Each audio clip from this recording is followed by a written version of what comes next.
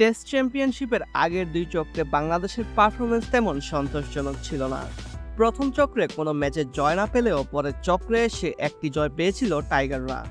তবে এবার নাজমুল হোসেন শান্তর নেতৃত্বে বাংলাদেশ যে আত্মবিশ্বাস দেখিয়েছে তা ক্রিকেট প্রেমীদের মাঝে নতুন আশা তৈরি করেছে। সবশেষ পাকিস্তানের মাটিতে তাদের 2-0 ব্যবধানে হারিয়ে দিয়ে টেস্ট চ্যাম্পিয়নশিপে বাংলাদেশের ফাইনালে ওঠার সম্ভাবনা উজ্জ্বল হয়েছে।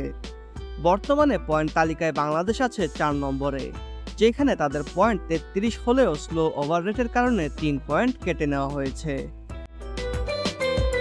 এই মুহূর্তে চান্দিকা হাতুড়ি সিংহের শীর্ষরা 45.83% পয়েন্ট নিয়ে ভারত, অস্ট্রেলিয়া এবং নিউজিল্যান্ডের পেছনে অবস্থান করছে।